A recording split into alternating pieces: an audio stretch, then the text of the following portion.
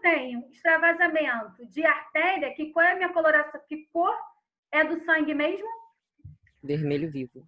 Vermelho vivo. Vermelho vivo. Adoro esse coral, gente. Eu adoro quando todo mundo responde, todo mundo junto. Quando é de venoso? Vermelho escuro. Vermelho escuro. Vermelho escuro. Isso, Azul. aí agora vem aquele eco. Vermelho escuro, escuro, escuro, escuro. Eu ouvi um azul. Vermelho escuro, escuro, escuro, Isso, escuro, que aí cada um vai escuro. dizendo escuro, escuro, escuro. É assim mesmo. Gente, eu ainda ouvi um azul. Azul? Azul. Não, não tem sangue azul não, gente. Ele é vermelho. Ou ele é vivo, ou ele é venoso. É assim que funciona. Tá bom? Sangue azul só na época do tempo dos reis e rainhas. Isso aí. Tá. Outra coisa, vamos lá. Lembrando que os vasos, eles começam de grosso calibre, né? Ó, meu braço de grosso calibre, vem as ramificações. Esse final das minhas ramificações é chamada de quê? Coral? Arteríolas, eu acho. Acha não, Emanuele, tenho certeza. Tenho certeza. Isso. Não estou vendo a sua imagem. A minha ou Hillary? É a minha face aqui, a minha face aqui? De princesa? Não tô vendo. Passa de página aí, vai caçando, vai fazendo a Sua cara linda. Ó. Carinha de 15 anos, né? Eu estou com uma carinha de 20 e corpinho de 16. Essa professora não vale que ela enterra, né? Eu não enterro nada, vai de vaza baixa, eu não enterro não. Vamos lá. Ai, gente, olha, o sonho da graça. Tá, isso, chamada de... Emanuele, é chamada de quê mesmo? Arteríolas. Isso, arteríolas. Tenham certeza disso, tá? E no finalzinho se chama o quê? Os pequenos capilares. São aqueles cortezinhos que são feitos, né? Às vezes com a faca, né? Ou às vezes se furam. Tá ok? Conseguiram entender? Sim. Mas onde é realizado mesmo a hematose? Professora. Oi? Pulmões. Pode repetir, eu não escutei, não. Quem me chamou? Oi? Thalita. Thalita, o que você não ouviu? A parte da... Calma aí, tô tentando lembrar. Das arteríolas. Que a senhora falou... Isso. Ó, presta atenção. É isso. Aqui é meu braço, tá? Aonde está conectada aí a veia cava aí do coração, que são as veias mais calibrosas. Só que aí depois vem as ramificações. Vou botar as ramificações como se fossem os meus dedos, tá? No finalzinho, lembrando que de início é de grosso calibre e elas vão diminuindo essas luzes, correto? Vão botar como se fossem os dedinhos. O final disso é chamado de quê? Capilares. Capilares. Tá. O final é capilares, mas antes do capilares, desculpa. Isso, arteríolas. Entendeu, Thalita? Entendi. Aonde é feita a hematose mesmo? Me deu uma amnésia. Eu acho que eu estou sob efeito de anestésico. Nos alvéolos pulmonares. Renata? Nos brônquios, né? Aonde? Vitor? O oxigênio entra, né, pela urina, aí pelos átrios e pelos ventrículos, né? Isso, aí vai nos brônquios e nos alvéolos. Aí faz a hematose, né? A troca gasosa. Isso, Renata, é nos alvéolos pulmonares, onde é feita a hematose, aonde os átrios direito e esquerdo entra sangue não oxigenado, passa pelos ventrículos, faz a hematose lá nos meus alvéolos pulmonares e manda sangue oxigenado para todo o meu corpo. Quem são os órgãos nobres? São 3. Coração, pulmão. Rins. Coração. Putz. Falem para mim. Os órgãos nobres são rins, coração e pulmão. Esses são os órgãos nobres. Tanto que acontece o seguinte, né? Quando se tem essa hemorragia, o que vai ocorrer? O cérebro manda mensagem para o coração que ele precisa o quê? Bombear, porque está faltando oxigenação aonde? Cérebro. Só que o nosso corpo, mano, ele é tão perfeito, Deus é tão perfeito, que vai deixar de oxigenar as periferias. O que seriam essas periferias? São os membros inferiores e os membros superiores, tá? Tanto, não sei se vocês já viram, quando se tem algum acidente, o que é feito primeiro? Aperta-se a ponta do dedo para poder saber se tem a perfusão tecimal. Se vocês apertarem um dedinho de vocês agora, vocês vão perceber que está vermelhinho. Opa, está chegando a oxigenação. Quando se tem uma hemorragia, isso não ocorre por conta do extravasamento. Esse cérebro manda mensagem para o coração que ele precisa bombear, que ele precisa oxigenar quem? Manda oxigênio para os órgãos nobres, que é o rins, coração e pulmão. É assim que funciona. Por isso que é feito, né, a expressão, né, nas pontas dos dedos, para a gente poder saber se está tendo perfusão ou não. Então, tem um acidente, a ponta do dedo fica cianótica ou esbranquiçada, a gente consegue identificar que provavelmente tem uma hemorragia o quê? Interna, que é aquela que a gente não estamos vendo. Entenderam? Fora os outros sinais que acontecem também, relacionado à face. Quando o paciente ele fica com aquele olho muito inchado, eu nunca consigo falar de novo, que é guaxinim, que é aquele bichinho. Não é guaxinim que fala? Bichinho. Guaxinim. E é só esse mesmo, bichinho mesmo. Não, é guaxinim. Guaxinim, isso é esse negócio aí. O olho, ele fica muito inchado. Então, quando não tem extravasamento, né, extra, e é nível, né, cabeça que é a parte superior, a gente consegue identificar que tem esse extravasamento por conta disso. É igual os lutadores, tá? Quando tá brigando e acaba levando um soco e acaba ficando muito inchada porque teve algum rompimento dos vasos. Então, a gente dá como se fosse uma hemorragia.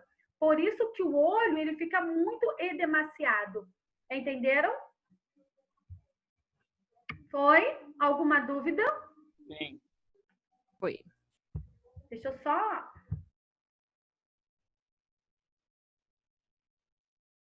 Ô, professora,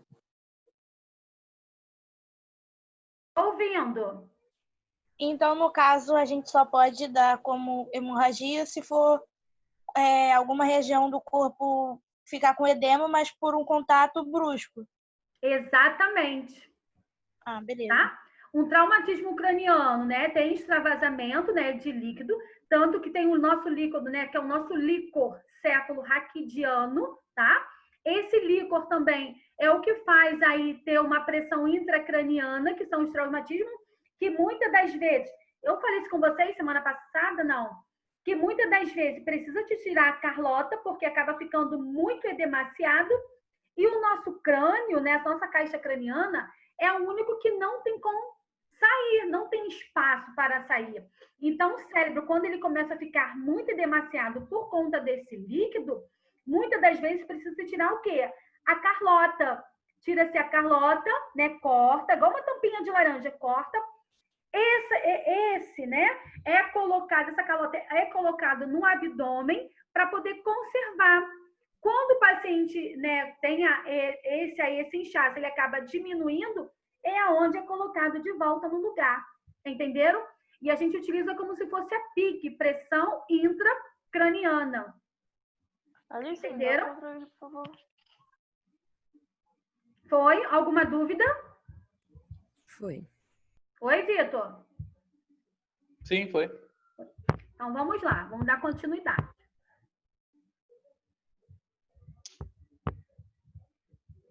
Então, eu já falei isso com vocês semana passada, sobre as veias, artérias e capilares.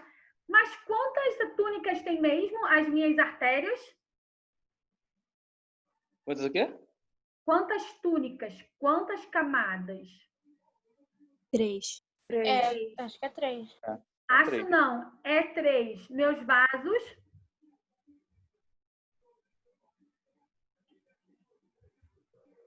É isso aí mesmo que vocês estão pensando. Deus está tocando na cabeça de vocês e está dizendo, meu filho, Fala para a professora que é 3.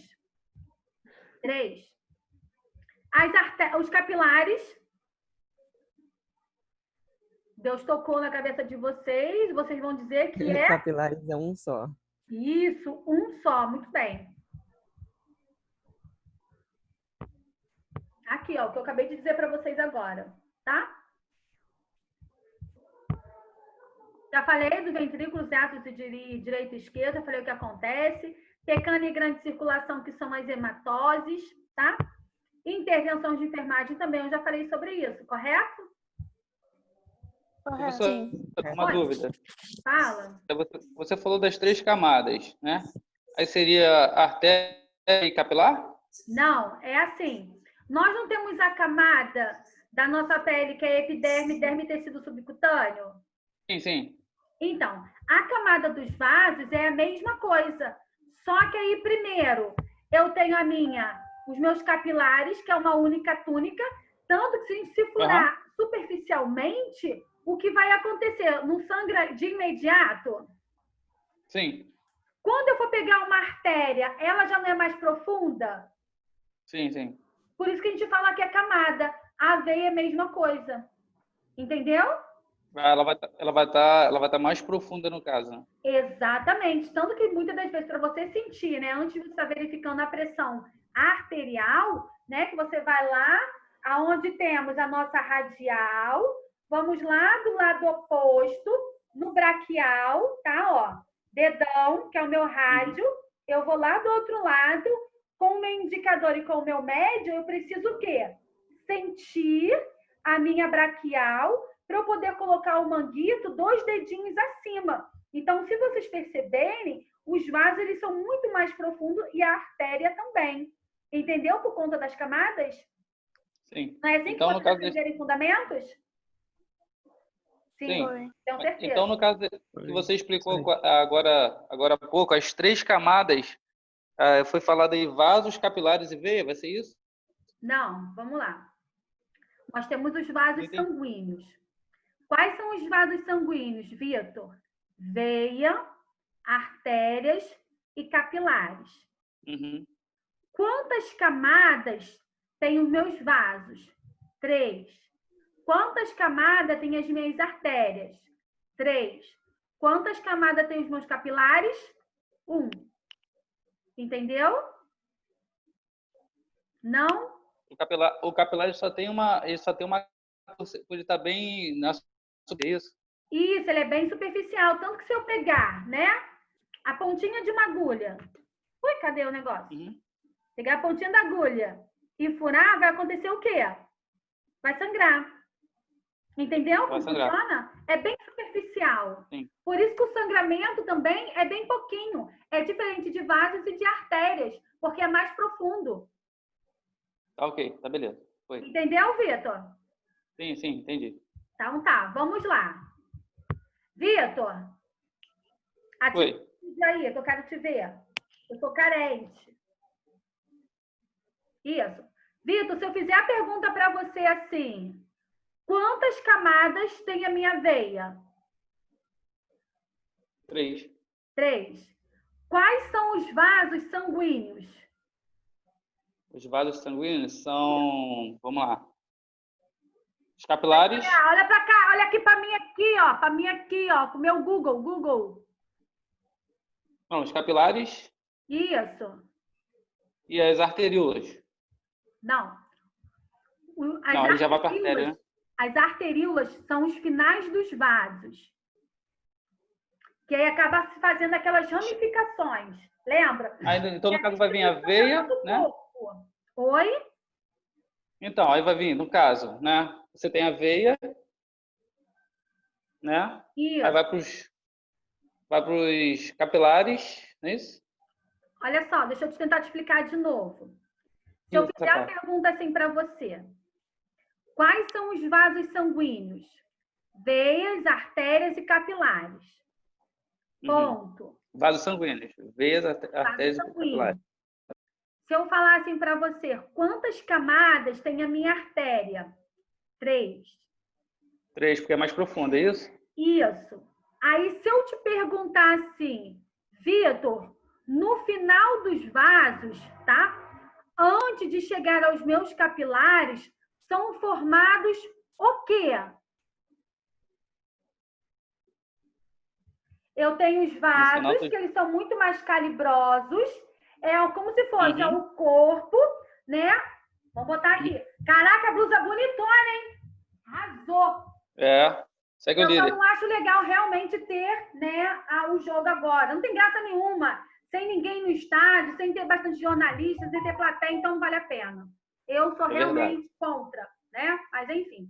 Verdade. Então, ó, coração, ápice virado, tá? Coração. Do coração vai começar a sair os vasos, é onde vai para todo o nosso corpo, correto? Quando você chega nas arterias, vamos dizer assim, nas pontas dos dedos do pé, é onde são quem? São os meus capilares. Só que conforme tem essas ramificações, ela é chamada de quê? De quê? Artérias. No meio dessas arteríolas é aonde tem as nossas artérias, entendeu? Porque ela vem ramificando. Você já viu o corpo humano? Conforme tem só as ramificações dos vasos sanguíneos? Sim. Então, é isso que acontece. Então, quando vai diminuindo a luz dos vasos, né? Elas são chamadas de arteríolas. No final, que são chamadas de capilares. Só que entre essas arteríolas e outras, né? É onde nós temos o quê? Os nossos vasos e as nossas o quê? Artérias. Entendeu? Entendi. É onde nós temos os locais específicos. Artéria, para poder ser funcionado. A femoral, que tem artéria também. Entendeu? Como funciona? Entendi. Show.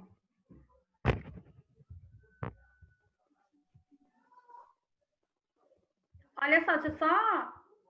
Nós estamos com 30 participantes na nossa primeira live. Eu precisar estar anotando essas coisitas, tá? Porque a galera está em falta. Então, na próxima eu faço a chamada, tá? Tá. Então, ó, já falei tudo isso. Alguma dúvida sobre a fisiologia dos vasos, as coisas que acontecem? Não? Posso ir para... Ó, a aerose, que é feita nos alvéolos pulmonares. As intervenções de enfermagem eu falei. E a gente entra no nosso sistema o quê? Endócrino, tá? Mentira, gente. Sistema urinário. Que mentira. Urinário, É urinário. Então, ó. Aqui, quem é que filtra? Qual é a função de quem aqui? Os rins. O rins, ele acaba o quê? Tendo essa filtração. Então, aqui vocês conseguem estar identificando, tá? Os rins do outro lado. O ureter, que é essa partezinha que ela acaba se conectando do rins e descendo para a bexiga. Lembrando que nós mulheres temos 3 orifícios, correto? Sim, 3, né? Então, nós temos a uretra. Discutiu comigo, falou que era só 2, professora. Oi? Meu esposo discutiu comigo, falou que era só 2. Teimou comigo, vai perder 100. Perde 100, pega 100 dele, bonito. Tá? Então, ó, nós temos a nossa uretra, que é por onde sai o xixi, correto? Nós temos a vagina, é onde se tem a penetração mais a saída da criança. E o ânus, que é apenas para sair cocô, tá? Então, nós temos um local de entrada e um de saída. Ponto, tá? Cuidado com as infecções que podem ocorrer. Então, que pena que eu não vou dar a saúde da mulher para vocês, tá? O homem não. O homem ele tem apenas 2 orifícios mesmo, que é a uretra e a bexiga. Mentira, a uretra e o ânus, tá? Catéter vesical de demora, né? Por onde aí utiliza caso ele tenha alguma retenção. E o ânus que é relacionado aí às fezes. Vocês estão rindo? É de verdade isso, tá? Bom, sistema urinário, tá? Então, aqui a gente começa a falar sobre o sistema urinário. Dentro desse sistema urinário, existe algumas doenças, tá? Que eu vou falar sobre alguma dessas 4 doenças que são importantíssimas, tá? Porque isso acontece aí o tempo todo, então eu peguei as que mais acometem no sistema urinário, tá? A cirurgia urológica envolve procedimentos realizados nos rins, ureteres, bexiga, uretra e órgãos genitais masculinos. Os problemas serem tentados podem ser congênito ou adquirido. Quando eu falo de problemas, né, vamos dizer assim, congênito, isso está relacionado a quê? Alguém sabe dizer? Ao nascimento? Oi? É desde que nasce? Isso, é desde que nasce, desde a sua concepção, correto? E é quando a criança ela nasce já aí com uma patologia já instalada, tá? Uma dessas, tá? É a nefrotomia, tá? Que é a remoção dos rins, realizada para tratar algumas anormalidades Para com isso, Arthur. unilaterais, que são causadoras da obstrução renal, tumores ou lesões graves. Quando se tem isso, a gente consegue estar identificando. Existe, né, uma ultrassonografia chamada morfológica, tá? E essa morfológica, ela consegue ver todos os órgãos dentro da criança para poder saber se ela vai realmente ter algum problema ou não, tá? Então, congênito é aquilo que é adquirido desde a sua concepção, tá? E a gente sabe que muitas das vezes ele pode ser uma forma aí, quando não se tem mais jeito ou tumores, pode-se estar removendo e colocando um outro no local. Mas tem que ser avaliado o paciente, porque muitas das vezes acaba tendo o quê? Uma rejeição, porque é um corpo estranho. Então, acaba se tendo essa rejeição por conta disso. Foi? Bom, uretostomia cutânea, tá? É um desvio da corrente urinária pela anastomose das ureteres. É uma alça isolada no ilho que é exteriorizada na parede abdominal como uma ileostomia, realizada após uma cistectomia total ou radical, remoção da uretra. Então, essa ureterostomia, o que seria isso? São conhecidas como hipospádia ou orquidopexia. O que acontece? Tem o canal, o canal que é a uretra, tá, do paciente. Só que muitas das vezes, né, na pontinha lá, né, do ápicezinho, né, quando a criança, né, ele vai fazer desprezar essa diurese, então vamos botar na pontinha ali do pênis, naquela saída ali da uretra, tá? Não sai pela cabeça do pênis, ele sai o quê? Lateralizado. Então tem uma má formação ali. É onde é feita uma reconstrução, tá? É levado esse paciente para dentro do centro cirúrgico e ali não é só uma vez que é feito isso. Então, tem um pênis. Abre-se por trás, frente, anterior e a posterior. Abre-se ali por trás. Coloca-se uma sonda, tá? Uma sonda uretral no meio da uretra e ali ele acaba o quê? Costurando, para ele poder fazer esse tratamento dessa criança que, em vez de sair, né, pela uretra, que é o finalzinho, acaba saindo lateralizado. Então, ele faz uma reconstrução relacionada a isso. Essa sonda uretral, ela fica ali dentro do canal? Não. Ela só fica ali para poder dar aquele suporte.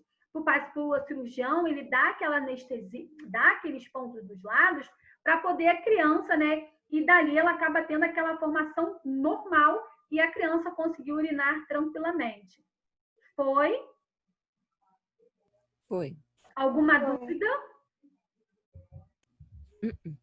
Bom, nós temos também aqui a cirurgia de cistectomia, que é uma incisão da bexiga, ou histerectomia, que é retirada de tudo, tá? É uma incisão da bexiga das estruturas adjacentes, que pode ser parcial para a retirada de uma lesão, ou total para a incisão de tumores maligno. Cistectomia é relacionada à mulher, tá? É onde é retirada, e muitas das vezes, quando é cistectomia, deixa apenas um lado da trompa. Por quê? Isso acontece. Geralmente são as mulheres que têm mioma, acaba fazendo essa retirada, tá? Fica esse lado da trompa pelo menos de um, porque as trompas é onde tem a produção de hormônio. E a mulher, ela precisa desse hormônio, tá? por conta aí vai chegando a sua maioridade, tá? E não tem essa produção.